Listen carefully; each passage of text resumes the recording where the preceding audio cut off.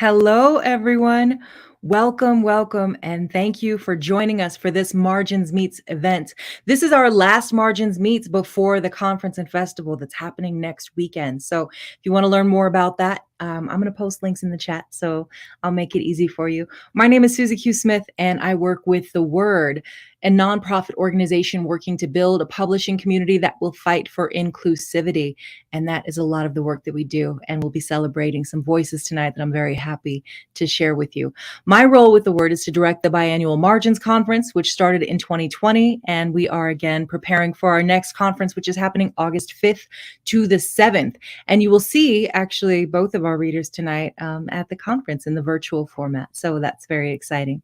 We bring together writers, storytellers, and wordsmiths at all levels of experience to talk about the many approaches to storytelling, visioning and creating, education, inclusion, advocacy, organizing, and perhaps most importantly, building community. We are so excited to welcome our guests today, Mark Travis Rivera and Landon Smith. Each of our guests will offer a reading of their work, followed by a discussion about poetry as a tool for connection, community, world building, etc., and all of the other things that we're going to talk about. And of course, we're going to talk about the things you want to talk about. So make sure that you are dropping your questions in the chat and your affirmations, because when we are reading in these virtual formats, sometimes we can't tell how it's landing because we can't see you. So make sure that we can see you in the comments. So each of our guests is going to do that reading, and then at the end, we will do a discussion and a Q&A, and that's when they can address the questions that you have for them. Today, we will hear first from Mark Travis Rivera. Mark Travis Rivera is an award-winning professional storyteller. Telling stories is at the core of Mark's purpose in life. A graduate of William Patterson University, he earned a bachelor's in women's and gender studies with a minor in public relations.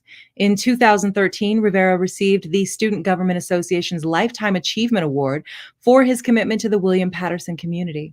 In the same year, he was honored with the Campus Pride Voice and Action Award for his work with the LGBTQ community. He recently won the Audre Lorde Award for Social Justice from John Jay College of Criminal Justice and the Lavender Legacy Award from William Patterson. Rivera is the youngest person to found an integrated dance company in the United States. Marked Dance Project from 2009 to 2019, which is a contemporary company for dancers with and without disabilities, made its debut at Rutgers University. After 10 years, Rivera dissolved Marked Dance Project and is now an independent disabled choreographer. Rivera's writings have appeared in the Bergen Record, Herald News, the Star Ledger, Fox News Latino, and the Huffington Post. As a speaker, he has spoken in front of crowds at various institutions of higher learning, including Harvard, MIT, and NYU. His TEDx talk, Embracing Yourself, Embracing Your Potential, was a smash in 2014 at Bergen Community College. His debut collection, Drafts, an imperfect collection of writing, was published in August 2017. In 2020, Rivera launched his wellness podcast, Marking the Path, available on Apple Podcast and Spotify. So no small accomplishments over here. I'm very, very excited to see you. Thank you for saying yes, Mark, and I cannot wait to hear you read. Yes. First of all, thank you so much to Suzi and Landon and everyone that made this event possible, behind the scenes, in front of the scenes. I'm super excited to be here. And I've fangirling over Suzi Q Smith for over a decade. I first met her at the National Association of Campus Activities Conference. And ever since then, I've been hooked on her words. And it's an honor to share space with you today virtually. I'm going to read from my book, Drafts, which Suzi talked about. And yeah, here it goes. This first piece is called Blank. Trigger warning, there's some strong language. So if there's little kids watching, you may just want to prepare yourself for a post-reading conversation with your child. Blank. Arching my back to snap the perfect shot, I'm bare. Maybe this will make him react, make him so erect that he won't notice how empty I am. I'm blank. All that remains is shame. Arching my back, he does not even know my name. All he knows is that I'm thick, uncut, curvy, and unafraid to show it all. He may think I'm easy, another fast track. Arching my back, inviting a stranger's touch, lusting for his lips as I sway my hips side to side, waiting for a momentary rush between the sheets. All that remains is a body filled with shame. Arching my back, snap after snap, pretending it was just a photo. It did not mean anything. He could look but not touch, until I found myself in the back seat of his car. I felt cheap. My lower back pressed against the door, trying to ignore every thought telling me you deserve more. Arching my back so another stranger could hit my spot, he said, you could build walls with the bodies you've given your all. Did any of them ever make love to you? My next piece is called To Slow Dance.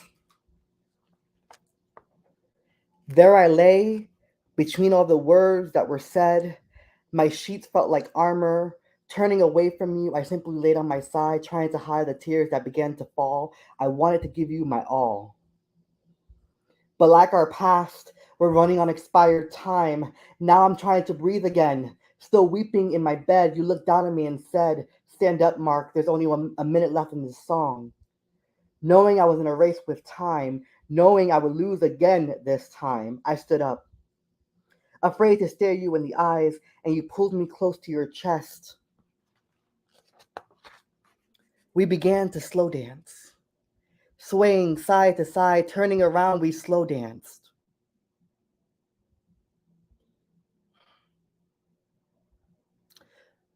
As your embrace held me tight. It was another beautiful night. As I slow danced with a lover I can never have again. I wonder where the humor resides. How the universe could bring you back into my life knowing that this time would only repeat 24 hours in a day, sweet words, and the ending would remain the same. Watching you disappear into the darkness, passing parked cars, my light was still on, hoping it would be a sign informing you, that we, that I can still slow dance. That we can still share in the night. Because what kind of heart doesn't look back? This piece is called Paperback. Some of us don't have the privilege of being stealthed, to be stacked on the shelf, of blending in with every hardcover. Sometimes we are paperback, the kind that bends but refuses to break, proclaiming a big fuck you to your binary, to the check-in and out process, because our stories still have value, our lives still matter. So stare at us, make your snarky remarks, tell us how we're to blame because we refuse to be the same, to conform, to be put on a shelf, imprisoned.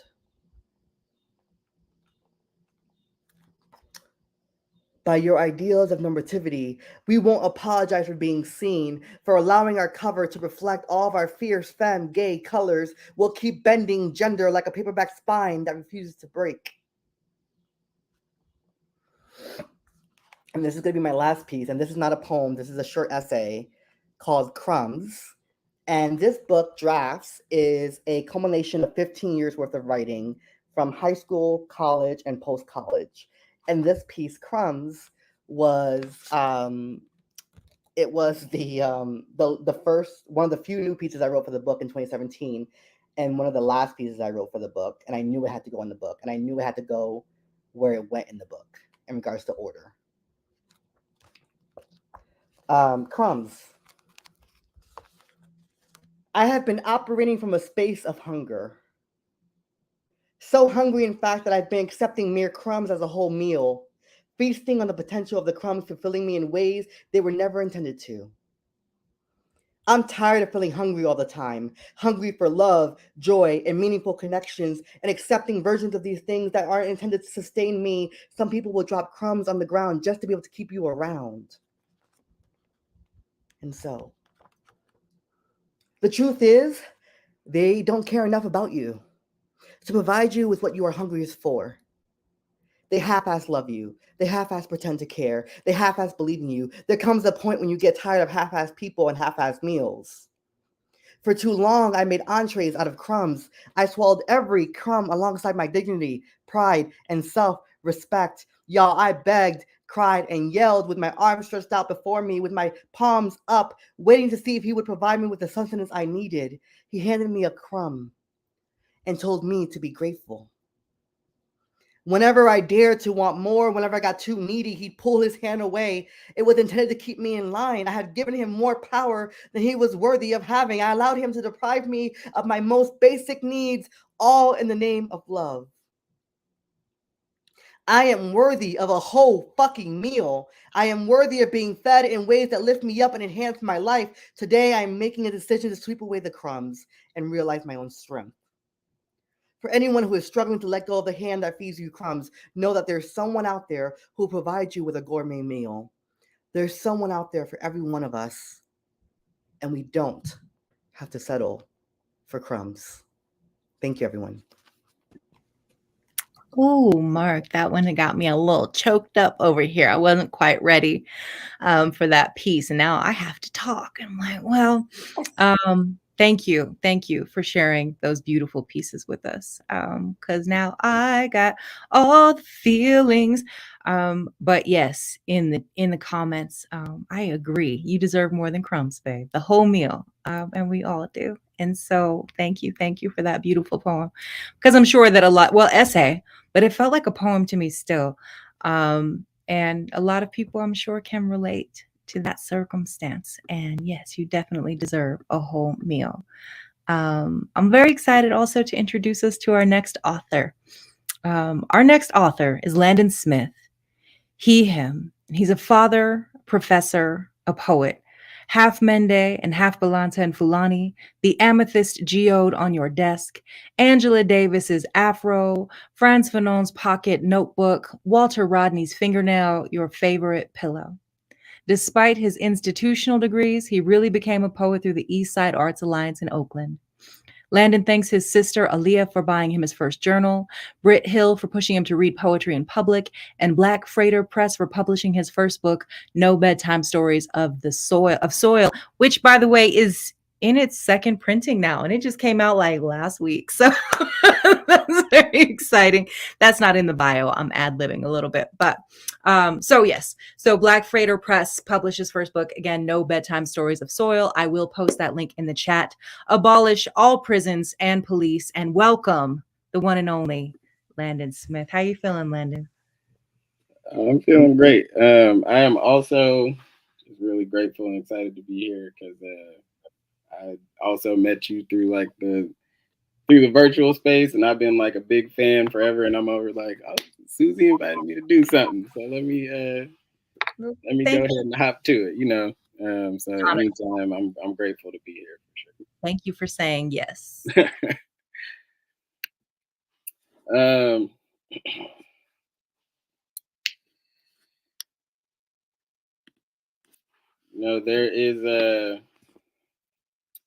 There is no such thing as an empty bomb threat thrown at a black house. Greenwood and pine still can't move past the cement with marrow mixed in, so excuse me for taking white history seriously as I walk down these HBCU steps with a target on my back for another white board member bans a book from speaking on. And another black mayor steps up to a podium to say, it is a shame. Or, in these troubling times. Or, we are better than this, despite all the evidence otherwise. Matter of fact, who is we? Who be this we in backroom meetings? Who be the we turning the wheel on the ship? Who be the we saying we do it to ourselves, saying we can't get respect till we respect ourselves? Who? Who this we talking about coming sideways out your mouth, talking about more pay for leeches to put up see something, say something signs, then turn around and pocket dial bomb threats to black campuses talking about we better watch our back, we better hurry up and die, we better go back now that the labor costs more than the ground meat on my back? Who this we supposed to be a part of? Who this we supposed to be better than, sitting on the left side of an abandoned building because I took white history for what it is and spoke to the remains of the last threat, shoveled onto a whitewashed MLK quote, shoveled onto the left hand of a Philadelphia cut short, shoveled onto a Tulsa, a Rosewood, I'm on pace to be called a nigger 212 times by summer. It is January. And there are only 10 days left in this month, and I refuse to be a corpse by the 3rd, but catch me fist closed on the 4th, and I might be gone by the 5th if this white woman in power has her way, which is the same as that white man in that seat, which is the same as that last missed check, which is the same as that eviction notice. My mother says the cloth of my ancestors makes me bulletproof.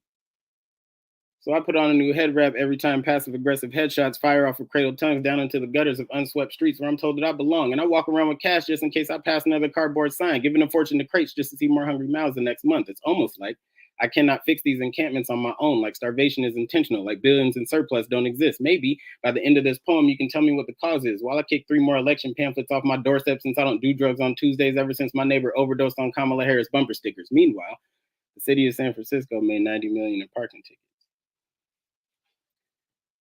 just to not have affordable housing, just to hire more pigs to put tickets on windshields, to pay for pigs putting tickets on windshields. And my last $60 goes to the cardboard sign again. You know, a fist fight is always fair to the waistband with a gun tucked inside. You know, an eviction is always fair to the feet standing on a bankroll. And my cousin told me that not all skin folk are kinfolk, so I keep 2 feet in my back pocket so I land on my feet when I'm sucker punched between line breaks and the neoliberal slides a judge lump sums to slide me into solitary silence so that a white tenure professor can tell you that these are not poems, that these are lyrics, that these are a soapbox, and that they are too unhoused and must cut their hair before they deserve a home. Because if you don't carve out a healing space, a legislator might use your flesh for sacrifice. Fascism fed farm to table. Grassroots campaign can't rid the stench of shit in the soil. National Guard on bureaucrat speed dial. Hey, tell them niggers not to loot. Or air fresheners gonna spill blood on the ready-made caskets. Bodies of black women sacrificed for collective white comfort. We have seen this script before. Yet y'all still ready to hold knives up to black arteries. Democracy just a fable. We rode past, crossing into the cemetery we wake up in on the loop for the shards of black protest to get beaten into another voter campaign, for Obama to stand next to a black woman waving clinking chains of Asada, grinding bones in the soil backed by Biden budgets, virtue signaling progress just to express shit billy clubs, and kill the English dictionary in you, and you might be a revolutionary by nightfall. Offer your last breath to the asphalt, it'll ask if you at least fought back. Ask if you apologize to all the minute hands. Chain holder made a quilt out of your ancestors. Sewed it loosely and told you let it keep you warm. Never had a dream within this colonial opiate. Capitalists othered a railroad worker, then Silk Road traded them for dirt. Threw a pig at a labor strike and watched the bodies fall. Greasy palms oil prison pipelines while a moderate preacher's reform. Property tax still funding school budgets, and they got the nerve to tell me to grab a picket sign while a rock laying right here. Smoke and mirrors breeding infighting over blood money. All money is blood money. Thought we made it out the cotton fields just to be grandfathered in. Heard a whip crack and a handcuff class in a sentencing hearing, in a salary negotiation behind bulletproof plantation windows. Pedaled to me on a plantation platform while splinters infested my feet just below the shackles, telling me freedom is not meant for me here. Even with this 13th decree here, I do not know the meaning of freedom without the restriction of punctuation. Copper on my taste buds, an infection from a dream splintered and sold to me in a starlit constellation seen through a triple pane window with bars in my eyeline. I have died before, but I did not die free. A cacophony of lies sold to me by a woman holding a torch and a tablet, meaning that constellation is nothing more than failed semblance early onset dementia, you know, just before you begin to lose your faculties. Meaning rebellion is the only thing freedom could ever mean for me here. A plantation pipeline transformed into a multi-story dwelling, dealing in stock manipulation transfixed on capturing a dream for some, restricting a dream for some, never pulling splinters for some. Freedom hasn't meant freedom since before auction block dreams transfixed on wearing how to run toward a direction of hope and a faith manipulated to say faith is all it takes. So just believe in predestination. Or is it free will to run?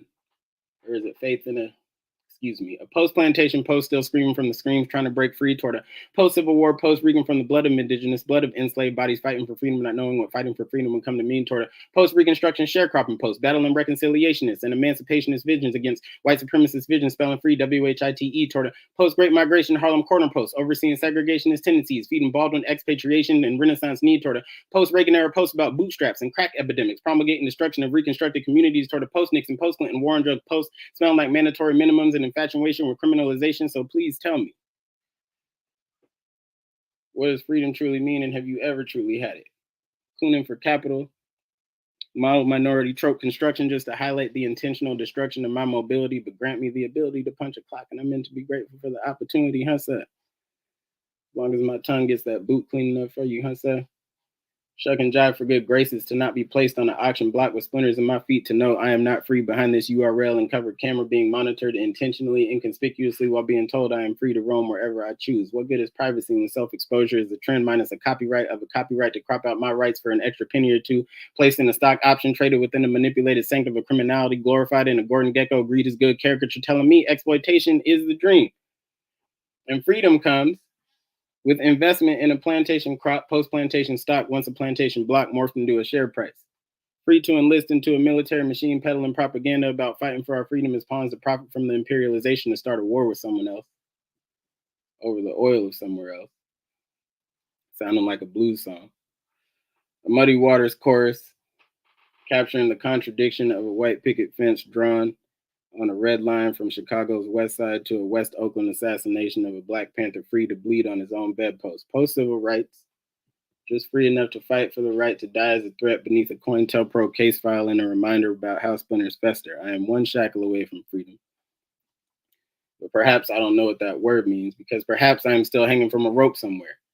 And I do not have the wherewithal to see my own name memorialized in block and jar dirt. Perhaps I am still aspirating in a dungeon somewhere, unwilling to be dragged somewhere onto a boat for property maintenance. Perhaps I am pieces pieced together, still tied to previous iterations, screamed into these breaths I now take with reluctance to revisit visualizations, knowing I am both here and in a rope, and in a dungeon, and in a chain anchor, straddling a past life and a half-life, unwilling to pass on pieces to any iteration of myself that does not understand that I am the last breath in the train track execution as much as I am the voice in the classroom. Keep seeing train headlights blinding my resolve. I am unable to breathe the air of the asphyxiated above dirt monument, not knowing what the strength looks like to hold that space on the straddle. My therapist keeps telling me I need to remember to breathe, but perhaps I'm still hanging, still below ground, still afraid of a future with no future beneath a future of museum boxes and jars of dirt, grappling with limbo. I am both here and nowhere, trying to find somewhere safe, somewhere free, somewhere not black and blue circle encrusted with settler colonialism, telling me liberation is the ballot, or the billy club, the ballot, or the gun, the ballot, or the rope. Perhaps I am still hanging from a rope somewhere, trying to hold my great-grandfather's hand one last time before the sun rises. And the coroner tells you a story about how I did this to my own body, since singing letters to ghosts on glass podiums is going to leave me empty. Sooner or later, we all pay tolls to the flames, fall out the left side of a casket, still trying to measure up. Get buried with ash in the suit line and talking about, at least I tried. Tried to talk to street signs in the dark. Tried to pull cotton from cufflinks like pretty shackles still don't clink. Performing odes to an overseer got us prophesizing to the dirt. At least that third voice never forgot you, even if your own hands did. And that new black mare injecting hope and tied off wrists. Might have to go between toes when the high starts wearing off, because Oakland downtown starting to look like San Francisco downtown. We're starting to look like the same suit. We're starting to look like the same wooden box buried 3 feet away from 9 school closures. I still taste the flames in this.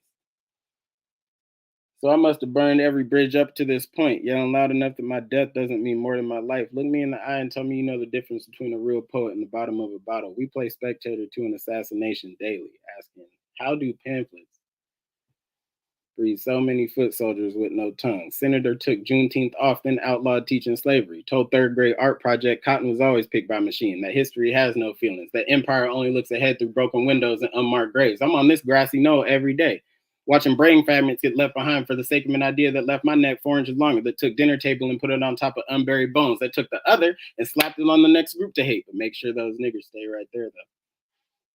Multiculturalism, a dialectic away from a seminar table debating the efficacy of slaughter, and the intellectual merit of a bourgeoisie coup, regime change over cocktails and masks. Empire must have short memory. Empire must have short memory. Empire must have some memory. Empire must remember where the bodies are buried to avoid half-hearted apologies. You know, a real poet told me once that not every story has to appeal to the heart. It can appeal to the spine, sever vertebrae shouting, hear me out, from straitjacket buckles and scratches on cement walls that made my spine property of the state, that made me 2/3 of a past the future left bloodstained baton swing, slush fund bomb exploding outside what used to be my bedroom wall, just long enough for the taste of rubble to be family heirloom. Nobody even asked where I wanted my body to be buried. I'm talking to the soil like everything is a weapon formed against me. Melatonin making Medgar Evers my docent on this impending bullet train. Woke up 10 times lost. Coroner can tell you jokes 3 minutes past America if you wait long enough. Might diagnose you as a rebel if you speak too loudly about the cause of death. Every 20 minutes, another puppet dies by teleprompter. Tells a revolutionary to just vote if they want change. Tucks in sheets on deathbed for preparation. Hell, how you gonna make it out alive anyway? Might as well laugh through that ash coat in lungs. We used to breathe air. Now all we do is drink water and pray to the fire next time. Burning flag flapping around a body somebody deemed illegal somewhere. Drew a border and said, I dare you to cross. Let's see if your lungs can take in more air than this bullet can take from you. First step, dare you to dream. Second step, get you to fall in love with the sound of a growling stomach. Third step, put you on a postcard sacrificed to a tree branch. What good is the poet with no neck, the coroner will joke.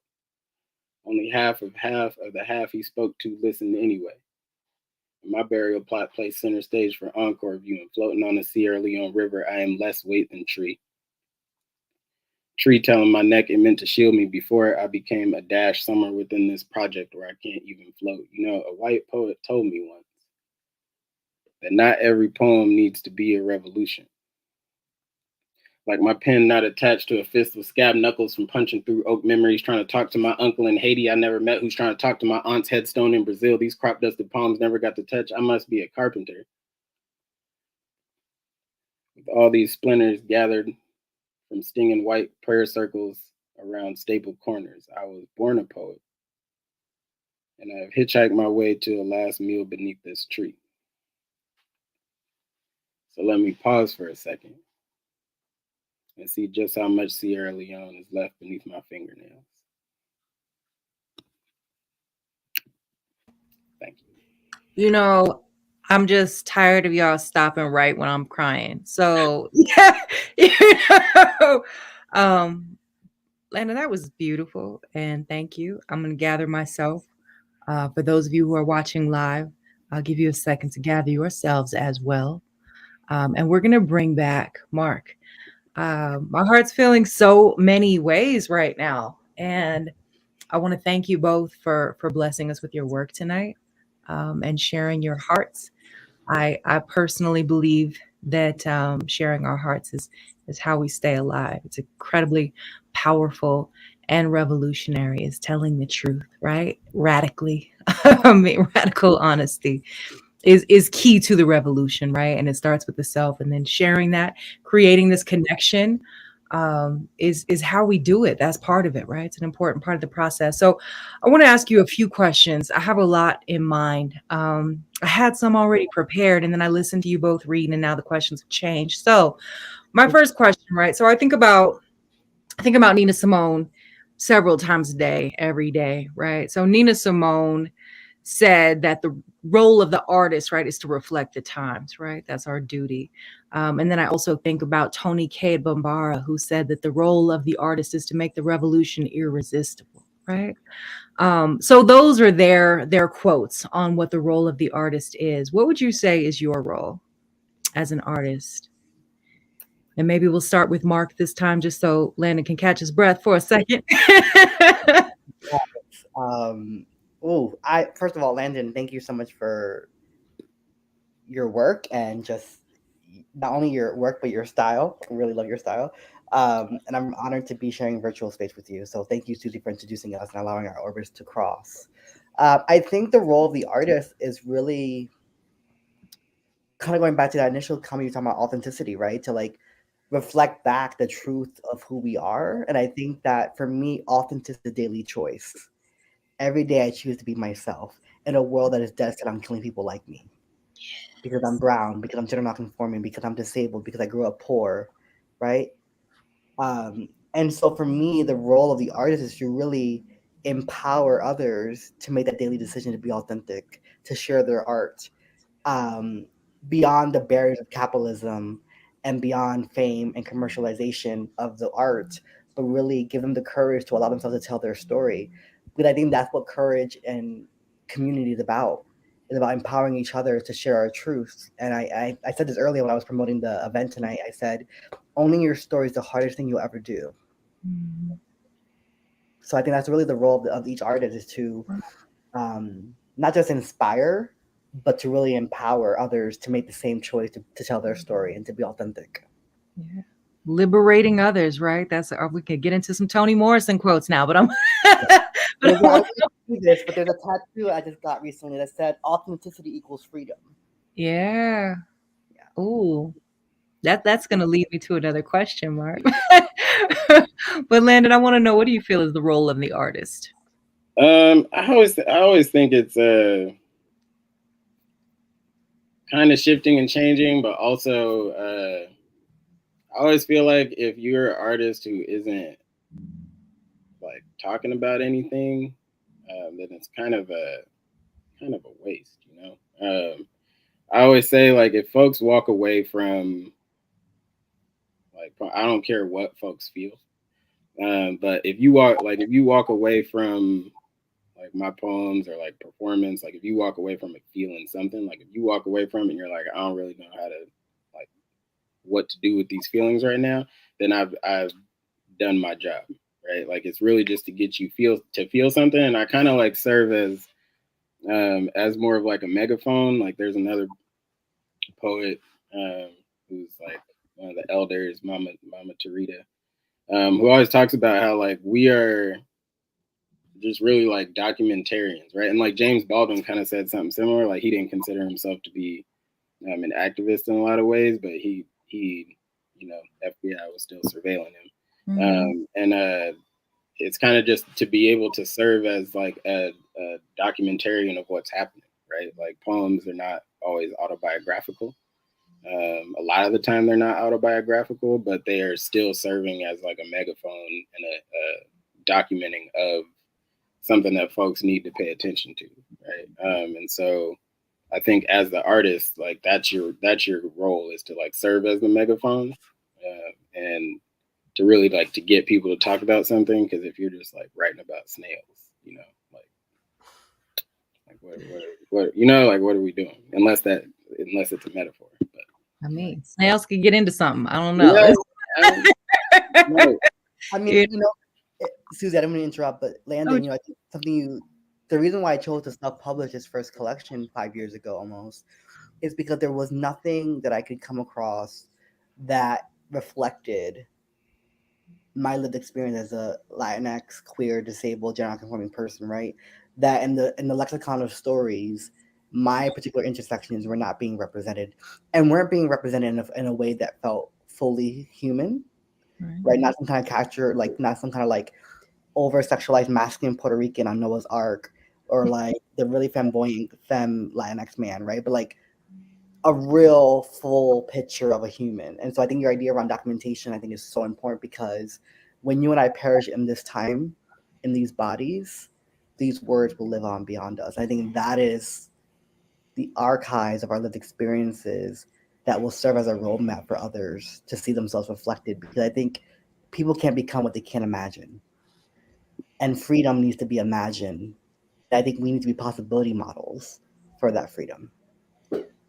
yeah, absolutely. And I think like in my book, like when they asked me about having like a dedication page, like I put my like child's name on it, right? Like it's like just for them. As to say, like this is something that is like it is gonna live forever, and it's also a signal that there's a like this documentation, right? That is happening, and like talking to them, but also like not just talking about me, but like people talking through me that they need to be aware of. And I think like as an artist, like you're having people like speak through you, whatever that is for, right? And like you have a responsibility somewhat to utilize that, right? And to, again, like I said, to like serve as like a megaphone to amplify their voices, amplify your voice in a certain way. So one thing I really enjoy and admire about both of you is that your art is a reflection of who you are. And it's also like the work that you do in the world, right? So in addition to creating all of this art, you're also both like organizers, educators, doing a lot of things to impact people in many, many ways. And I want to know, how do you balance those things? Like, is there a space where you have to fight for yourself as an artist? Is there a space where you have to assert yourself, or you feel like maybe the art is not doing enough and you have to get more out here in these streets doing things? Like, how do you balance those things? I think there's always going to be a point where like the art is never going to be all of it, you know. You know, if you are the art is a piece of it, But like whether it's the organizing, whether it's like education, whether it's whatever other piece it is, like it's always going to be some of it. And I think for me that balance has just grown in the way in which I like see the world. Like everything to me is a poem. Like I walk around and like anything that I observe or anything that happens, like I'm trying to figure out like how is it that I can fit that into a poem, right? And that's kind of just like how I process the world. And so education is really just a way for me to allow other people to like find the ways that they like want to process and like critically think about the world. That is not to say everybody has to like be me and like processing poems, but to like always be asking questions and to always be trying to like look past a surface level of something, which I think not enough of us tend to do anymore. Yeah. So. I think, for me, were you done, Landon? I'm going to cut you off. Oh, yeah, no, I'm good. I think for me, Suzi, I feel like I can never just say your name, Suzi. I have to say Suzi Q. Smith. But it is this idea around that I don't fragment myself anymore. So the same way I'm not more brown than I am queer or more disabled than I am gender non-conforming. I'm all those things in totality, right? I am not a fragment of a person. I am a whole person. And so the way I view that in my art life or my life as a storyteller is that all the things that I do, the common thread is storytelling.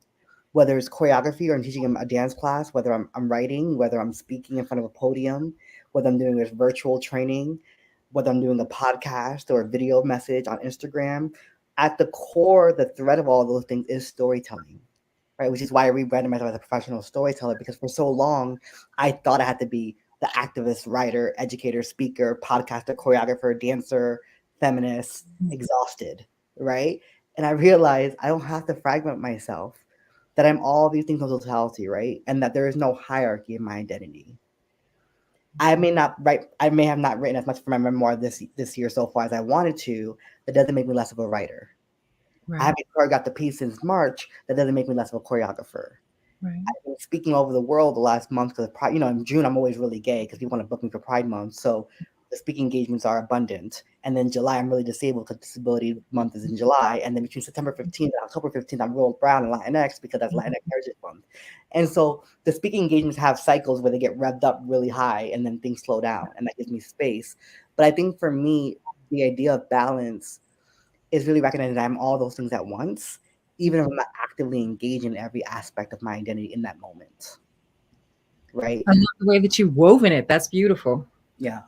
Yeah. I think it's helpful to have kind of that central theme and that central mission. Like, is it serving this thing or no? That's kind of, I exist in some similar ways of just like, is this serving the foundation or is this taking too much away? Right. And that's part of my balance as well. Yeah. Well, so. Even, Suzi, I always admired your journey and watching you online over the last 10 years around like the decisions you've made in your career and your artwork and you're a parent, right? Like, thank God I don't have children because if I gotta struggle for a month to eat, I will never eat ramen noodles or rice and eggs because I have trauma from that from childhood.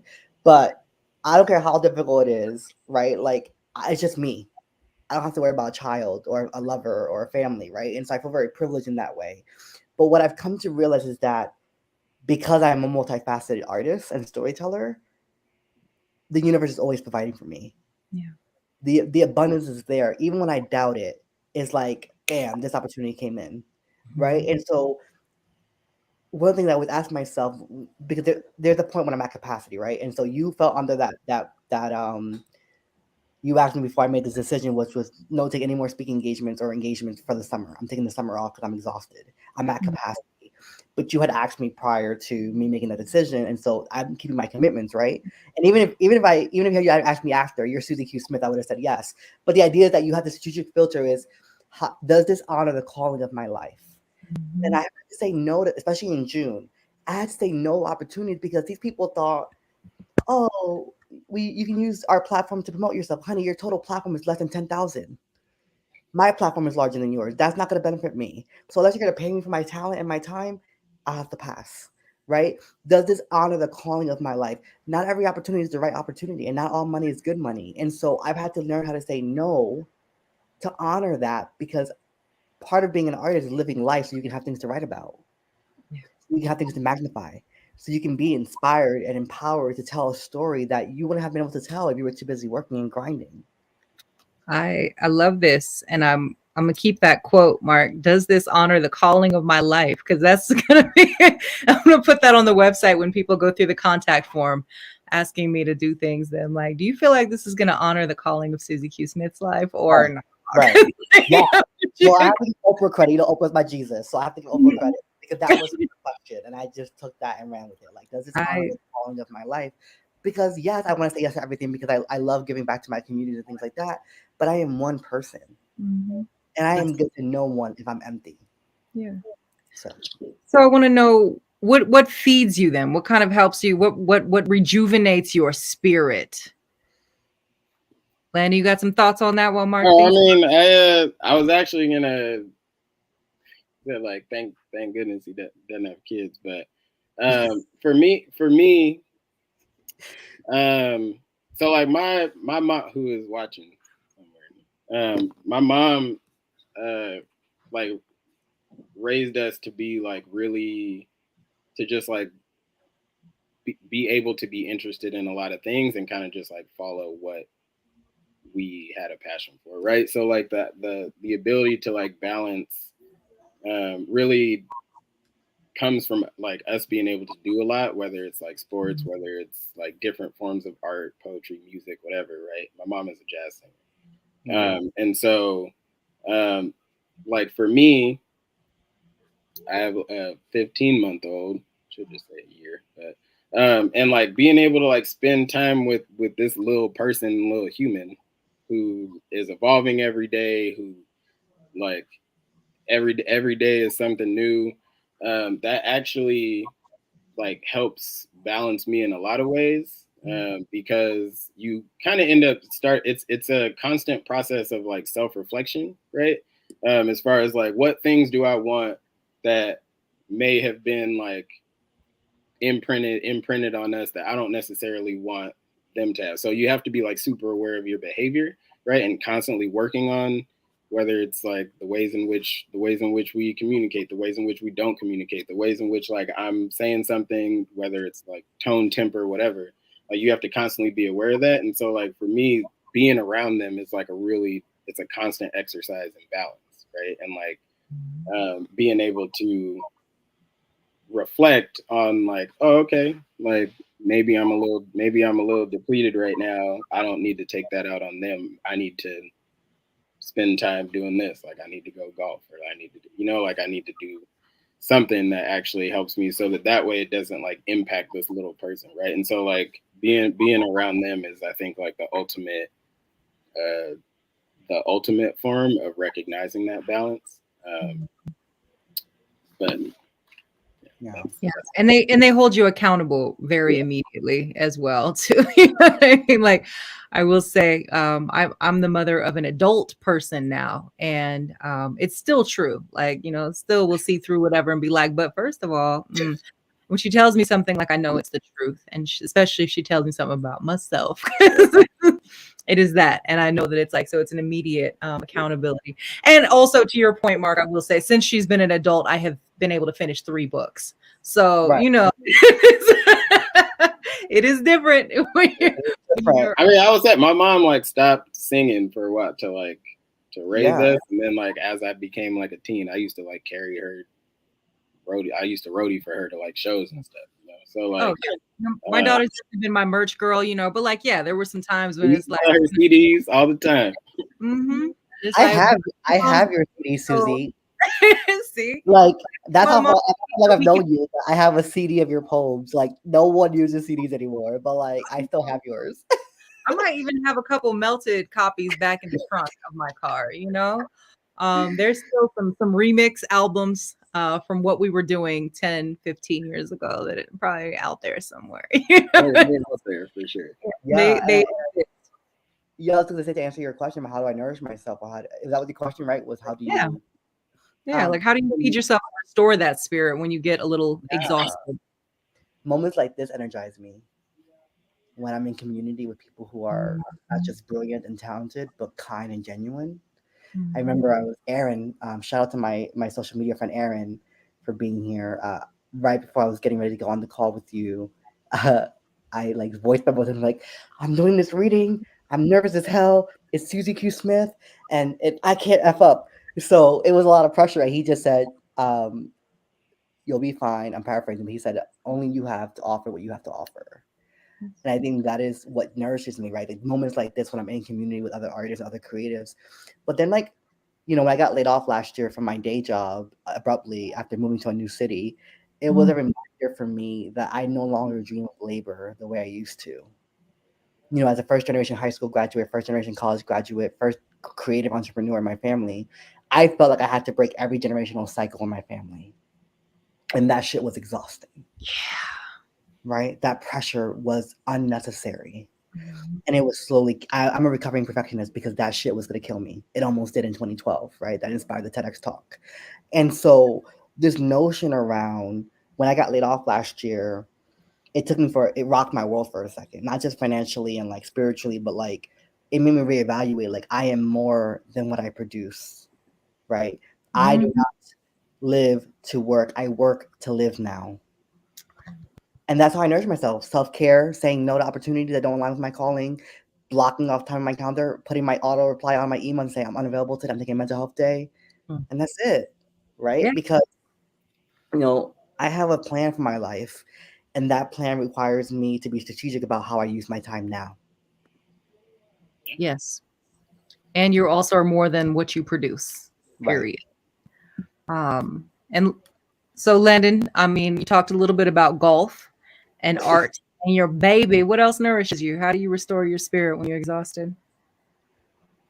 I mean, music has always been my thing. Like I don't even, and again, shout out to my mom who I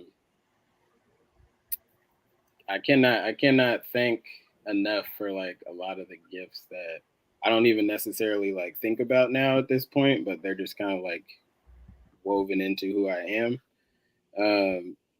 Like music is something for me. I mean, music is, I think Amiri Baraka said, like music was the first experience that a lot of us had with poetry, right? And like I have always seen music, like I've always used music as like a balancing act for me, or like something where like I need to like make sure like my energy is okay. And it's just always on. Like I always have music on all the time, whether I'm grading, whether I'm like cooking, whether I'm hanging out with Amethyst, whether like whatever it is, like I have music on, and it's just like a wide range, right? And so music, but definitely golf is my kind of like my movement meditation, which I found out in therapy. Also therapy. Yes. Shout out to one on that one. Shout out to therapy. That, and then also like spending time with like loved ones, whether that's virtually or in person. I think similarly, I think like folks always ask that question, like, what would you do if you won the lotto? First of all, I don't really care about money, right? Like I labor because I have to labor, right? But like what actually fills me are like the relationships that I have with people. And so like if those relationships are like I feel like I'm neglecting those things, then reestablishing those connections, figuring out like what I can do to do that is something that like actually makes me feel whole, or like makes me feel like nourished in a lot of ways. So yeah, I think those things for sure for me. Okay. Thank you for that. I'm going to ask you another question. This is, lightweight, because that's me. All I do is lightweight. Who will you be when you are fully free? Are you fully free now? You ain't lightweight. Pretty heavy, actually. Wait a minute, that's come out here and throw a haymaker. Like chit chat. Yeah, that's the heaviest question I've been asked in a long time. But when we think about freedom, though, right? I think I am the freest I've ever been, and yet there's still more freedom in becoming. right? Because it's a daily decision to be free, to be yourself. And every day I'm becoming more and more my ideal person. I'm imperfect. I fuck up. I make mistakes. I am deeply flawed and deeply caring at the same time. I think that we have, um, in this day of cancel culture and people trying to escape accountability, I think we have lost that there can be accountability and compassion. That holding someone accountable doesn't have to cancel out their humanity and their willingness to grow and make mistakes and learn and show grace. And I think for me, I and not to be too spiritual here, but like I often think about the grace that the universe has shown me time and time again. From the moment of my birth, entry into this world, I should have been dead because my mom gave birth to me at 5.5 months. In 1991, I weighed 1 pound. By statistic standards, in 1991, I should not be alive today. Now I'm 31 years old and weigh way more than 1 pound, right? Exact number, right? But this notion that from the moment I was born, the universe saw fit to teach me resilience, to teach me grit.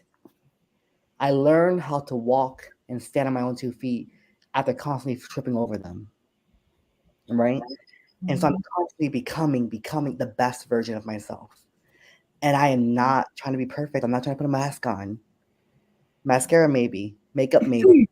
No mask, right? This is who I am.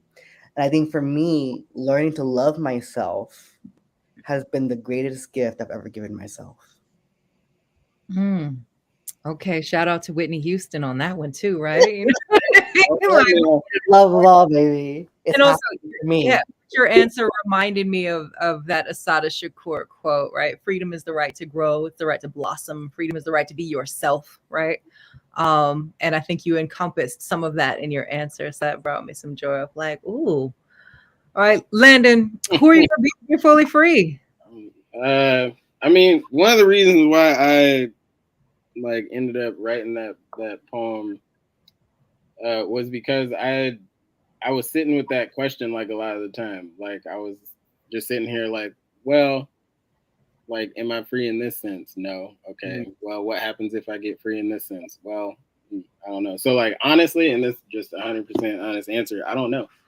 And I think a lot of what this book meant for me was like figuring out like the different ways in which I am not, but also trying to connect with like ancestral lineage to like figure out what freedom like would have meant, or what like freedom could mean outside the bounds of like capitalistic labor and outside of the bounds of like I have enough money, you know.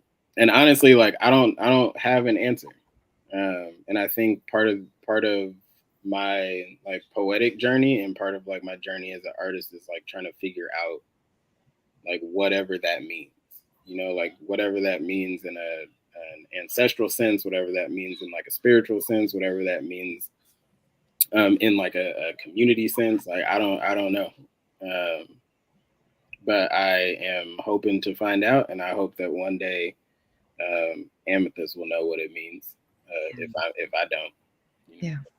Yeah, we get incrementally freer. I think we hope with each generation. Like my daughter just spent a month in Europe because she felt like it. You know, that's much freer than I was when I was her age. Because when I was her age, I was already her mama. I was divorcing her dad. Like, you know. So we try, right, to think about these different versions of freedom and what that means. I want to ask you just one more question, right? Because you both have talked about sort of the value of community and the connection to others. If you could have just who's your like dream collab, and this is like, let's consider all of time, right? Anybody ever who has existed that you're aware of. If there were like, you know, you could pick 2 or 3 if you want to, like if you could just like work with anybody, if you opened your email tomorrow and there's this message from so-and-so saying, hey, let's get this project. Like, who are your dream collaborators? I have to say, and this sounds so cliche coming from me because I'm already a walking poster boy for them. But if Brene Brown and Oprah came to me and said, we want to work on an anthology around LGBTQ identities and shame, I'd be on that. And if Oprah said, I want you to be on Super Soul Sunday or Super Soul Conversations, I'd be on that in a heartbeat, right? Because those two people, for very different reasons, have been instrumental in my life as a professionally and personal development. And I actually got to meet both of them and have pictures with them. And it's still a surreal moment to say that Oprah touched my shoulder and she like, I was like, oh my God, it's Oprah Winfrey. But this idea around like, and Oprah is not perfect. No one's perfect. But for me, Oprah had, from when I was a child after school, watching Oprah with my mother, Oprah's talk show, right? Oprah's talk show went around for 25 years. I'm only 31. So most of my life, I have known Oprah. And so to learn from her from a young age and see her career evolve, her impact evolve, and see that her biggest wish for her life was to be able to have a bunch of trees, oak trees, and she has that, right? And she's able to live a life that she never probably thought possible growing up in the South, poor. She said there's poor and then there's poor, right? And so growing up, like I just bought my first new mattress in my life. It just arrived a couple days ago. Hey, baller. Right? It's a Casper original. This is not an ad, right? But the idea that I spent almost $2,000 on my entire mattress set and a bed and sheets and pillows. Okay. My ancestors could never imagine that someone in their lifetime would be able to do that, right? And so it's like for me, is acknowledging that I am worthy of all the things I never had growing up. I never had a father, right? So I am worthy of finding love for myself to fill that void. I'm also worthy of the things I never got to get as a child because my mother never could afford it. Right? I have an international speaking career. I don't even have a passport, right? And that's how God makes a way. So those will be my dream collaborators, telling that story with Oprah and Brene Brown. Yes, and let's also keep it like one, for many of us, you both spoke about the value of therapy. Like the Oprah Winfrey Show was the first entry to therapy that most of us had if you grew up poor. You know what I mean? On that channel after school going like, let me see what they're talking about. Absolutely. And Landon, who's your dream collaborators? Man, that one kind of knocked me out a little bit. So I think so one is like if Lupe Fiasco came up to me and were like, let's do it. Like my sister and my mom and my brother-in-law, like they ran into Lupe one time in New York, and my sister sent me a photo and was like, look, and I was like, listen, no. Like that, so like something about like Lupe to me, again, not an ad. I think he has like probably the best album that's ever existed. I think there's something about like there's always been something about him to me where like he was way more of a poet to me than anything because of the way that he creates image, and the ways in which he creates like other worlds was something to me that I didn't really know was possible before like I started kind of like listening to him. So that's one. Second one would be probably Assata Shakur. Like if I were able to go to Cuba and like Assata was like, you know what, let's do this. Assata Shakur, I think everybody needs to read like Assata for the sake of just understanding what what kind of sacrifice is necessary, but also like what it means to actually be able to tell your side when like the other side is so hell-bent on making that narrative sound like something that it's not. And I think if I were able to be like, I have like the Assata Shakur quote tattooed right here, like it is our duty. And so that would be the other one. And then the last one, I'm gonna cheat a little bit. My partner asked my sister, and like we ended up getting the like African ancestry thing. So like we found out like where we're from, like the like villages that we have lineage to. And I think if I were able to do like any kind of collaboration, it would be like being able to go home, right? Being able to go to like Sierra Leone and Guinea-Bissau, which is where we found out like those are the people that we are from. And being able to like create something from there, right? And like being able to create something like from Mende people, from Fulani and Balanta people, right? And like being able to not only like learn that, but also being able to like create something that I could say like, oh, this is where I'm from, right? And that also might be what freedom would look like if I were to get free. And so to me, that would be like, all right, I'm done. Like I can't top it. Yeah. So yeah, those are mine. I love these collaborations because both of y'all, I feel like this is entirely attainable for both of you. I feel like all of them are very touchable. Somebody tell Lupe I need to do his poetry in his next album. That could happen. I was gonna say like she's not alive, unfortunately, but Audre Lorde gave me permission to define my own manhood. Reading her work in college, reading Zami, watching the Cancer Journal like documentary that they're working on. When she said, "I'm going to allow my son to define his own manhood," she taught me what motherly love should look like. That a mother's love should allow us to be our full selves, even if it's not the self that you imagine having when you gave birth to us. And so, if I could collaborate with anyone dead, it would be Audre Lorde for sure. Yeah, I think we all owe a debt of gratitude to Audre Lorde, 100%. So thank you both. We could do this all night. Like it's the truth. And we're all in different time zones. You're Pacific, right? You're on the West Coast. You're in Mountain Time. I'm in Eastern. That's so funny. So, I'm not going to keep you for longer than I asked you for. And you've already given me a little more than the hour that I asked for. So thank you. Thank you so much, everyone, for tuning in. And for those of you who are watching later, those links in the comments are live. Buy their books, learn more about them, follow them on Instagram, Twitter, etc., and support the voices that you are hearing tonight because they matter. They're important and they will bless your life, obviously. So thank you again for being here and good night, all. Thank you. Thank you so much. And thank you, Suzi. Again, I always feel like I have to say Suzi Q. I don't ever just say Suzi. Yeah, right? Thank you so much. Before we wrap up the live, Suzi, I want to just give you your flowers while you can hear them and smell them. You have been such a force in my life. I remember watching you perform at the New York Cafe, Poets Cafe, New York City. That was the last time I saw you in person. And it was just a dream come true to be in that venue, but then to see you perform live again after all those years. I mean, you are just, Michelle Obama said when you walk through the door of opportunity, hold it open for the people behind you. And I feel like this is an example of how you keep holding doors open for people like us who are at the margins. And the work you're doing with the Margins Conference and Festival, I mean, it needs to be praised and uplifted because we need more of our stories and spaces to tell our stories authentically, without shame, without restraint. And you are one of the best possibility models for this work. So thank you. Well, thank you very much for that, Mark. I'm a little choked up, but I'm I'll also say I teach Suzi in my class. I straight up like have students like watch Suzi's videos, read Suzi's work in class. So like when Suzi's like, "Can you do?" I was like, "Yeah."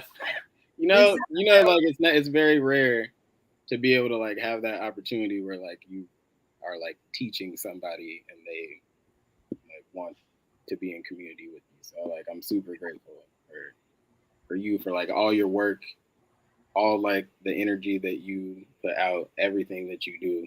I'm a fan of. So. Well, I appreciate you both so much for saying so. And then that's gonna just lead me to shout out Mahogany L. Brown, who's the reason I ever showed up to the New York Poets Cafe in the first place. Love you always, Mo. Love you, Jive, right? Like forever. Love y'all. That's fam. Love to Ashara Ekundayo, who's now in the Bay Area, but definitely who was a mentor for me for a long time here in Denver, Colorado. So there are a lot of people I learned from, and I'm grateful for their examples. And thank you all for being here, and have a beautiful night. And I'll see y'all at Margins. Come through. It's happening August 5th to the 7th. It's going down. It's going to be fun. It's going to be beautiful. It's going to be rich. And you've never experienced anything like it. That much I know is true. All right. Good night, y'all. Be well.